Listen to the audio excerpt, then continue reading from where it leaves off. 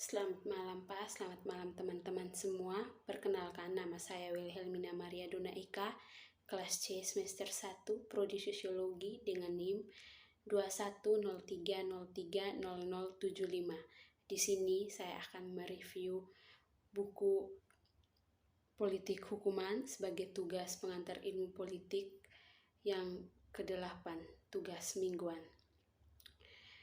Yang pertama, penologi komparatif, tantangan konseptual studi komparatif menambah kedalaman baru pada bagaimana kita memahami hukuman cahaya kontras dari refleksi komparatif menegur kecenderungan untuk menerima begitu saja, mengungkapkan batas-batas moral yang menghalangi keanehan pandangan dan karakteristik hukuman dan politik pidana yang mungkin sebelumnya tidak diperhatikan. Keterbatasan konseptual ini berakar pada meluasnya hukuman penologi komparatif kontemporer berkembang dalam bayang-bayang pergantian hukuman yang dialami pada akhir abad ke-20 di Amerika Serikat dan Inggris serta negara-negara lain, terbukti pertama dalam apa yang tampaknya menjadi penguraian konsensus kesejahteraan pidana. Yang kedua, budaya pemasyarakatan komparatif.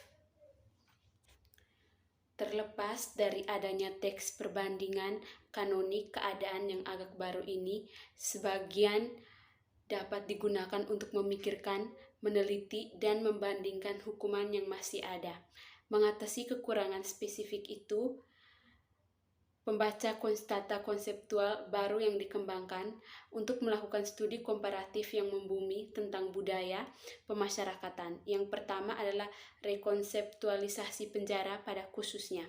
Ketika penjara dibandingkan dalam penologi, kompleksitas sistem penjara cenderung dihindari demi indeks yang tipis tetapi tampaknya objektif seperti tingkat penjara per kapita. Yang ketiga, penalti pastoral.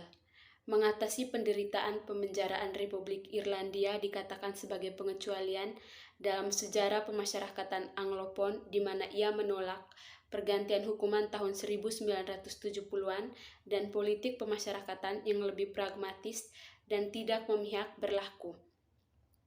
Bidang hubungan sosial yang lebih luas. Jika kita ingin memahami rezim pembelajaran Irlandia, maka kita harus membedakan ide, visi, dan perasaan yang tertanam dalam kebijakan penjara yang dibuat saat ini. Mengungkapkan kontraksi dipimpin oleh pembuat kebijakan penjara Irlandia selama tahun 1970-an, siapa yang diyakini para pembuat kebijakan itu sebagai tahanan, apa yang mereka pahami sebagai tujuan utama pemerintah, semuanya berkumpul untuk memberi rezim pemenjaraan Irlandia pendekatan yang manusiawi dan empati yang kurang tertarik untuk mengubah dan mereformasi narapidana dan lebih peduli dengan mengurangi rasa sakit penjara. Logika carceral yang tidak biasa ini mencerminkan budaya politik pastoral yang mendominasi divisi penjara Irlandia. Yang keempat, hukuman pastoral kehilangan landasan. Kehilangan landasan selama wawancara, seorang mantan pegawai negeri seamus menjelaskan bahwa pada tahun 1980-an, tahanan dan penjara berubah karena dunia luar berubah.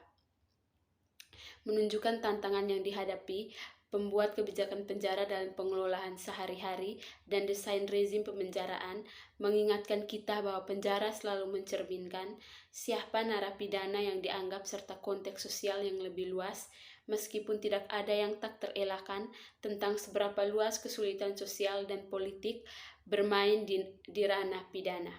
Rezim pemenjaraan yang berubah pada awal 1980 hingga awal 1990-an yang dipetakan menunjukkan bahwa kepanikan politik yang muncul tidak semata-mata tentang angka.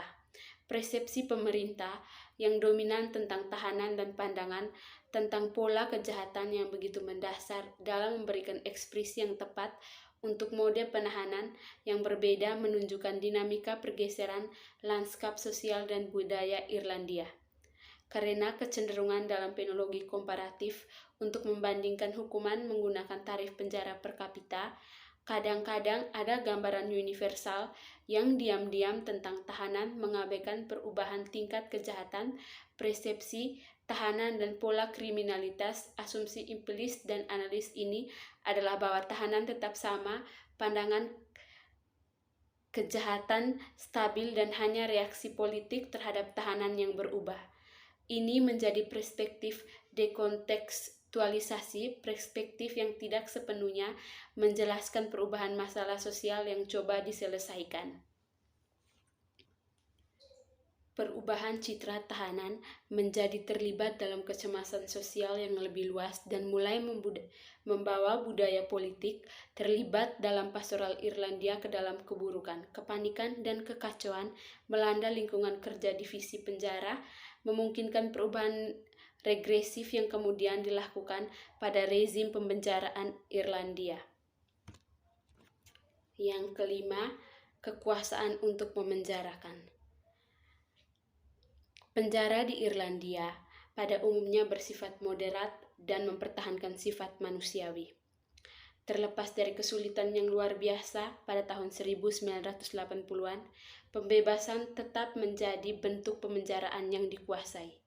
Budaya pemasyarakatan ini tertanam dalam konteks sosial, ide-ide politik, dan garis patahan budaya kehidupan Irlandia.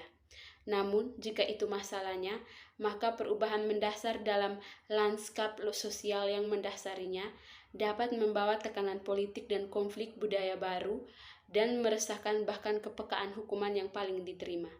Dengan mengkaji perubahan sosial, budaya, dan politik yang terjadi selama tahun 1990-an, bahwa transformasi sosial Irlandia pada hukuman dan secara radikal mengubah makna pemenjaraan Irlandia. Penjara di Irlandia diatur sebagai alat pengadilan kejahatan, tidak lagi mendekam di pinggiran mesin kontrol sosial. Kita mulai dengan memetakan modernisasi Irlandia yang cepat dan dramatis, serta perubahan. Yang keenam, masyarakat yang meremehkan disiplin. Dan pengecualian dalam pemenjaraan Skotlandia sudah menjadi hal yang biasa untuk memuji hukuman Skotlandia karena menghindari perkembangan pidana yang berlebihan dan tidak adil yang menjadi ciri Inggris dan Wales dan Amerika Serikat dari tahun 1970 dalam meninjau kembali periode sejarah pidana kepercayaan yang lebih luas ini. Dan kita akan melihat bahwa rezim pembelajaran Skotlandia monoton, menggerutu, dan seringkali tidak manusiawi. Sebaliknya, pemenjaraan Skotlandia mengingatkan pada sejarah pidana yang jauh lebih konvensional daripada luar biasa. Menjelaskan rutinitas penjara ini membutuhkan eksplorasi makna pemenjaraan yang dilakukan oleh mereka yang mengelola sistem pemasyarakatan. Apa yang mereka anggap sebagai penyebab kejahatan, bagaimana mereka menilai tujuan pembelajaran, siapa yang mereka yakini sebagai tawanan, bagaimana mereka membayangkan warga negara yang ideal, di mana penjara dirasa cocok dengan arsitektur sosial dan moral Skotlandia yang lebih luas. Faktor sosial dan kekuatan politik yang merupakan garis patahan utama masyarakat Skotlandia tahun 1970-an. Tahun 1970-an adalah masa yang penuh aspirasi, periode yang dimuliakan ketika nilai-nilai kesejahteraan Skotlandia sedang naik daun. Itu juga merupakan saat ketika kemiskinan, kekhawatiran akan maskulinitas yang tidak murni, kekerasan dan kebobrokan moral memicu kecemasan mendalam di kalangan elit pemerintahan. Memahami jenis tempat Skotlandia selama ini akan memungkinkan kita untuk sepenuhnya menjelaskan makna sosial dari pemenjaraan.